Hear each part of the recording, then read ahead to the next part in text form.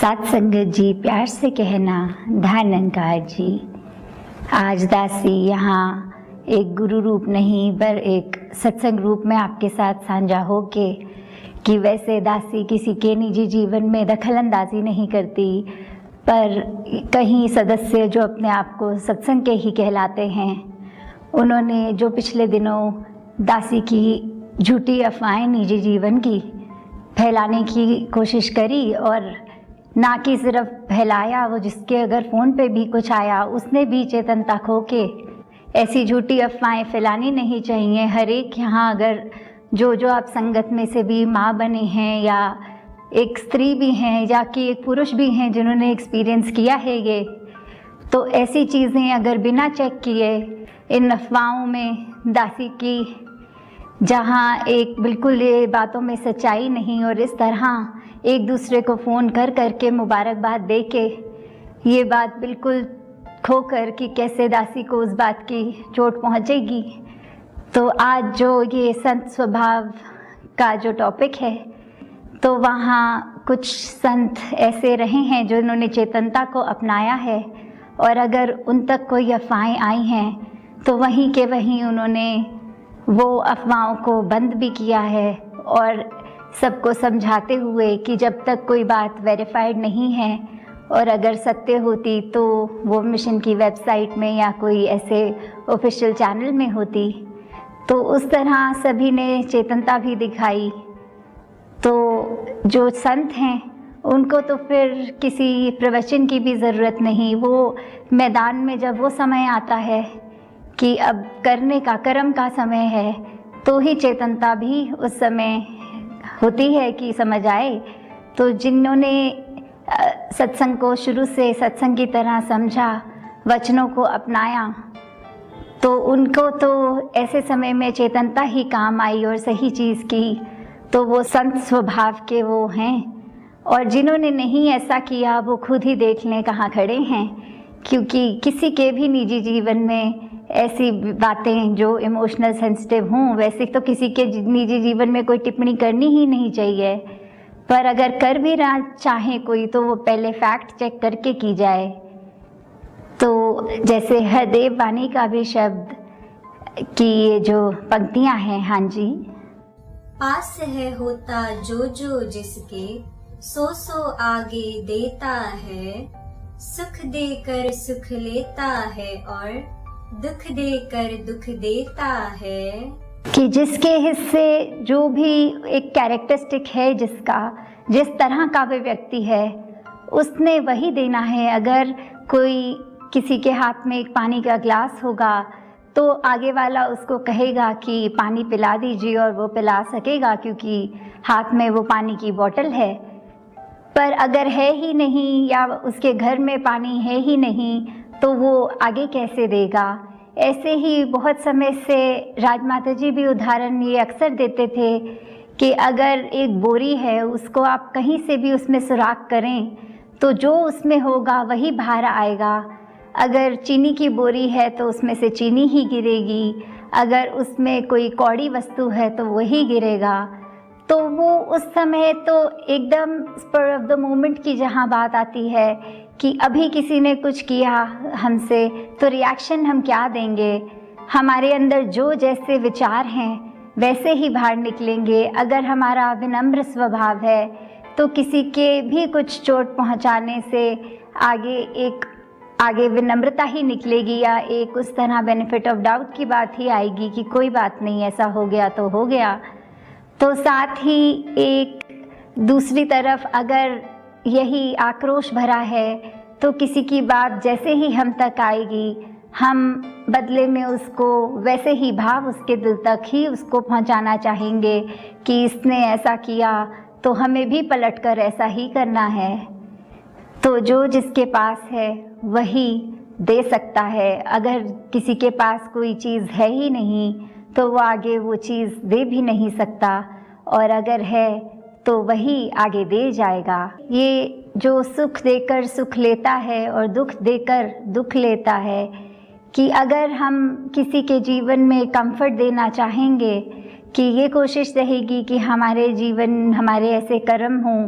कि किसी दूसरे व्यक्ति को उससे मुस्कुराहट मिल पाए,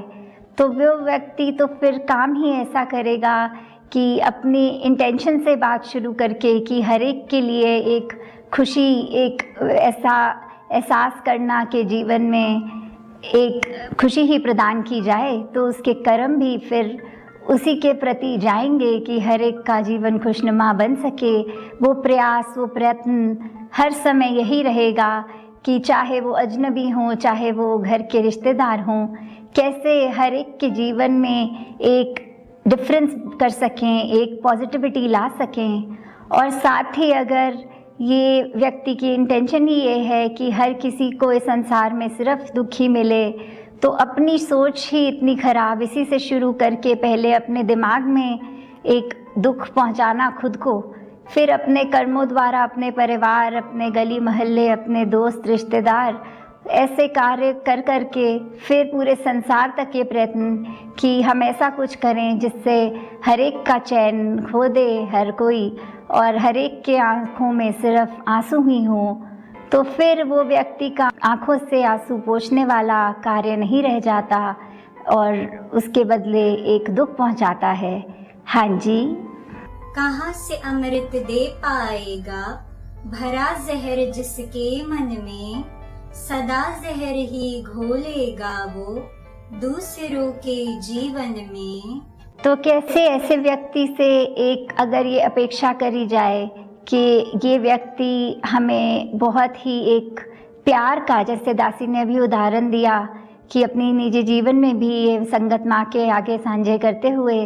कि कुछ संगत से तो छुपा नहीं, तो कैसे ये अगर इंटेंशन ही किसी की होती है कि हमें ये अचीव करना है कि आगे एक हम नेगेटिव एक आउटकम देख सकें, तो उस पे अगर वो कुछ कर रहे हैं तो ये उनसे एक्सपेक्ट करना कि हाँ ये व्यक्ति शायद कुछ ऐसा करेगा जिससे अमन व सुकून होगा, किसी और के मन तक पहुँचेगा, तो वो बात भी एक एक्सपेक्ट करना ही हमारा गलत है उससे, क्योंकि उसके चरित्र में, उसके रग रग में अगर विष है तो फिर वही है, अगर हम एक संतरे का जूस पीना चाहते हैं तो संतरे के फ्रूट को जब निचोड़ते हैं तो उसमें संतरे का रस ही निकलता है। तो ऐसे ही अगर एक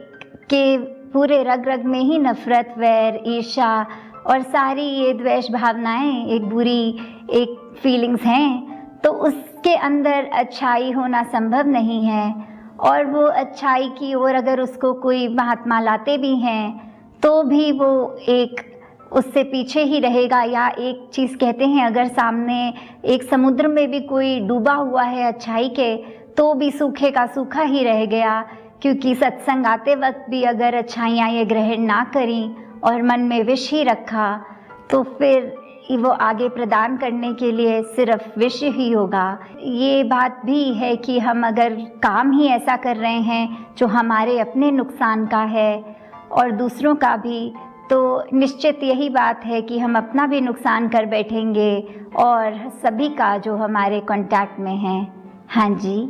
नफरत से जो भरा हुआ है नफरत ही फैलाएगा,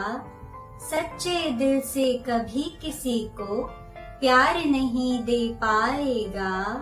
तो अगर ये दिखावे की भी बात आती है कि कोई इंसान अगर अंदर से पत्थर दिल है, एक उसमें सिर्फ नेगेटिव भावनाएं ही भरी हुई हैं, तो उससे ये उम्मीद करना कि वो एक हर एक तक प्यार पहुंचाए,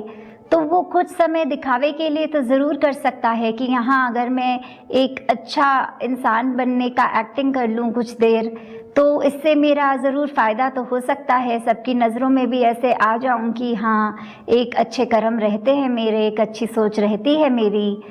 पर वही बात कि अगर एक हमने आदत अगर कुछ बनाई हुई है, जैसे अगर हमें गाली देने की आदत हो, तो फिर हम उसको कंट्रोल नहीं कर सकते। वो सिर्फ हमारे घर की चार दीवारों तक हमारी भाषा ऐसी ख़राब नहीं होगी, वो फिर हम बाज़ार जाएंगे तो दुकानदार से भी वैसी भाषा का प्रयोग करेंगे, किसी के शादी के अवसर पे जाएंगे तो वहाँ मेहमानों से ऐसी बातचीत बोली एक मुंह पे बैठेगी, और फिर चाहे मुंह से कितने भी मीठे बन जाएं, कहीं ना कहीं हमारा नेचुरल वो जो शब्दों का प्रयोग है वो भी निकल जाता है। तभी ऐसा कहा जाता है कि सबको घरों में भी इतने केयरफुल होना है कि कहीं भी एक अगर खास करके छोटा बच्चा घर में हो जिसकी ऑब्जर्वेशन स्किल इतनी तेज़ होती है तो वो तो हमारे शब्द और व्यवहार बहुत ही जल्दी पकड़ेगा।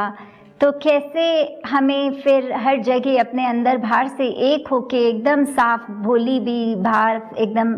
साफ अपने शब्द भी रखने हैं, मन के भाव भी रखने हैं कि हम कहीं पे भी ऐसा भी मौका आए तो चूक ना हो जाए। जब अंदर ही हमारी पवित्रता होगी तो कोई भी स्थिति आए, कोई कितना भी कुरे दे, तो अंदर से पवित्रता ही उस तक निकल के आएगी। जैसे एक नेचुरल सी बात है, अगर किसी के अंदर सिमरन इतना भरा होता है तो सड़क पे अगर हम किसी और का मान लो एक्सीडेंट भी होते नज़र से देखते हैं तो मुंह से एकदम तुहीन निरंकार निकलता है। कोई व्यक्ति अगर गिरता है तो एकदम उसको उसी समय उठाते वक्त मन से सिमरन ही निकलता है। और यही अगर हमारी सोच विचार ऐसी हो कि किसी को देख के नेचुरली वो हंसने की बात या एक गाली की बात आए तो फिर हम उस समय भी जब वो ज़रूरत है तो हमारे अंदर से फिर वो पावन पवित्र भाषा भी नहीं निकल सकेगी। हम फिर यही करेंगे कि एक दूसरे के लिए एक बुरी भाषा का प्रयोग करेंगे। एक जहाँ ये नफ़रत की भी बात आ रही है, अक्सर देखा जाता है कि हमारे आसपास रहने वाले ही हमसे इतनी नफ़रत करते हैं, इतना मन में ये भाव रखते हैं कि अगर घर के अंदर ही सदस्य या काम पे भी देखें कि एक किसी की सक्सेस हो रही है तो उसकी टांग खींच के उसको नीचे लाकर उसके ही कंधे पे अपनी सीढ़ी बनाकर ऊपर चढ़ना चाहेंगे, कि किसी के हालातों का एक मिसयूज़ करके अपना नंबर बढ़ाना जिसको कहते हैं कि हमारा इसमें नाम हो जाए, ऐसा कुछ करने का प्रयत्न करते हैं। कि कैसे एक नफ़रत जहाँ है तो बात वही होती है काफ़ी बार तो कि बाहर अगर कोई कह रहा है जो इतना मायने नहीं रखता, उसका तो पत्थर मारना भी वो दर्द नहीं करता, पर अपने जब फूल भी फेंकते हैं तो वो फूल भी चोट ही देगा। तो कैसे एक मन में रखते हुए कि जैसे बार बार दासी को आज मन बार बार भरा हुआ है उसी टॉपिक पे ही, तो इसलिए वही लग रहा है कि ऐसे तो बहुत रहे हैं एंटी ग्रुप्स, कोई ना कोई अलग अलग बातों की अफवाहें फैलाता ही रहा है, तो कुछ फर्क ही नहीं पड़ता था। पर आज जब संगत के सदस्यों ने ही ये बात करी तो फिर वो फूल भी बहुत ज़ोर से एक ठेस पहुंचा गया है। तो दासी जहां आप संगत माँ के आगे अपने लिए भी शक्ति मानती है कि कैसे एक ये समय को भी आराम से एक स्मूथली निकल जाए। जिसने नफ़रत देनी है वो तो सिर्फ नफ़रत ही देगा, वो तो फिर एक अगर संगत से जो जुड़े भी हुए हैं सच्चे मन से इस निराकार से, कोशिश उनकी रहेगी कि इनको किसी तरह भ्रम में डाला जाए, इनको किसी तरह ऐसे पीछे किया जाए ताकि फिर वो पीछे होएं और हम जो दिखावे वाले हैं हम आगे आ जाएं और हमारा नाम हो। तो ऐसे अपनी भक्ति हमें नहीं खराब करनी उन चंद व्यक्तियों के पीछे जिनकी सोच ही नेगेटिव है, जो एक नफ़रत से ही अपने जीवन में हर कदम को बढ़ाते हैं आगे एक बुरे भावों को लेकर। तो कैसे एक सही मार्ग एक इस निरंकार पे ही टिकना, ये जो एकमात्र बिंदु है हमारा कि कैसे इस परमात्मा से जुड़े, क्योंकि यही स्थिर है। एक टेम्पोरल एक कोई एपिसोड्स होते हैं तो मन का ये ऊपर नीचे होना तो लाजमी है, पर कैसे उसको लॉन्ग टर्म बात नहीं मन पे बिठा लेनी, कैसे फिर इसी निराकार का सहारा लेकर इस परमात्मा के ऊपर अपने मन को आधारित करके इसकी स्थिरता से ही खुद स्थिर होना, और वही एक हमारे लिए सदुपयोगी एक जीवन भी हो जाएगा। ये मन एक स्थिर होकर ही जितना स्थिर है उतना ही एक स्मूथली हम अपने जीवन को चला पाएंगे, क्योंकि ये छल कपट करने वाले नफ़रत करने वाले तो हर मोड़ पर मिलेंगे और ऐसे ही भ्रमित भी वो करते रहेंगे। किसी का एक पीसफुल दिन जा रहा हो तो उनकी कोशिश रहेगी कि कैसे कुछ इनके जीवन में ऐसा किया जाए कि इनके मन पे चोट पहुँचे।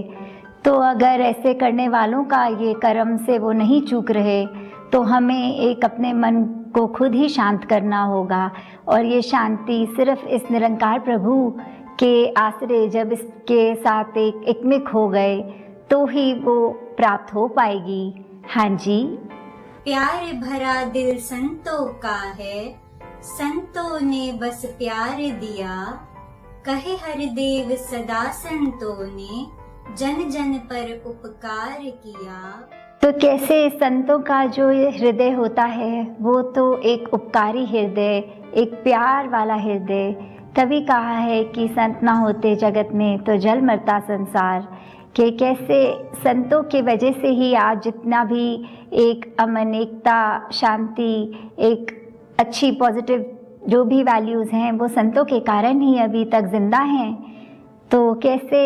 संतों ने ही हमेशा से युगों युगों से एक सच के साथ ही जोड़ा है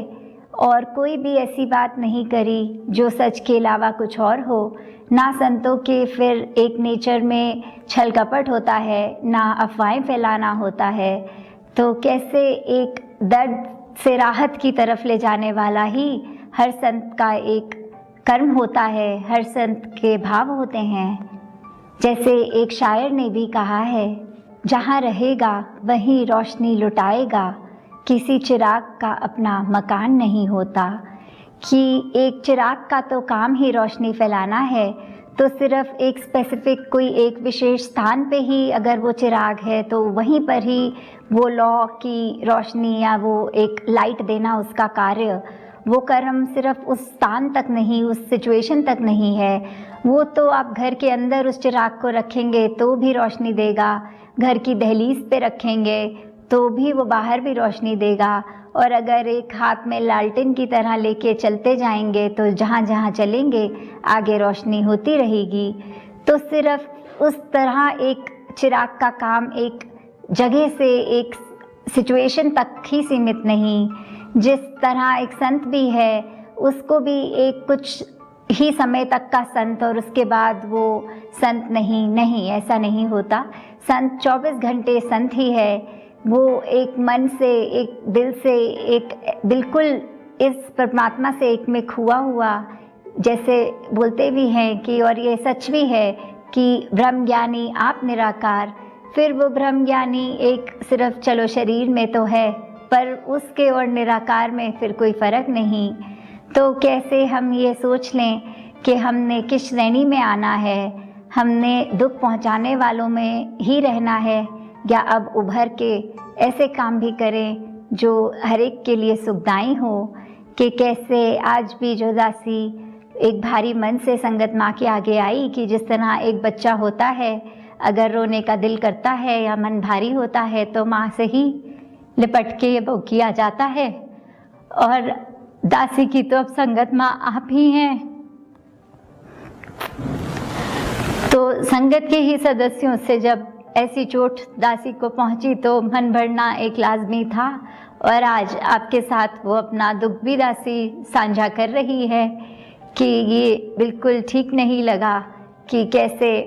एक अफवाह रूप में इतनी नाजुक बात जो होती है कि किसी के निजी जीवन की, तो सच या झूठ की तो बात छोड़ ही दो, ये तो ऐसे फ़ोन जा के दासी को इतने मैसेजेस आ रहे हैं और बात सही भी नहीं है। तो एक दासी ने जहाँ ये बलिदान रूप में अपने निजी जीवन से कि एक संगत ही बच्चा है अपना और संगत के लिए ही पूरा जीवन समर्पित है, और ऐसी चीज़ जब सुनने में आई तो रूह कांप गई दासी की। तो निरंकार सभी पे कृपा करे, जहाँ ऐसे चेतन संत हैं उन्हीं से सीखें कि ऐसा नहीं है वो अफवाहें उन तक नहीं पहुँची होंगी, पर कैसे उन्होंने उसी समय वो बात वहीं रोक दी और समझा के जो उन तक पहुंचा भी रहा है कि किस तरह इसको सेंसिबली डील करना है, बिना वेरीफाई किए कुछ आगे नहीं पहुंचना। तो दासी हर एक के जीवन में यही कामना करती है कि चैतन्यता घर ले, और जब ये निरंकार बस गया तो फिर ये अंदर से ही दिल नहीं करेगा कि ऐसी अफवाहें या किसी भी रूप में किसी के निजी जीवन में एक कुछ भी ऐसा हम करें जो उनके लिए दुख का कारण बने। साथ संगत जी, ध्यान निरंकार जी।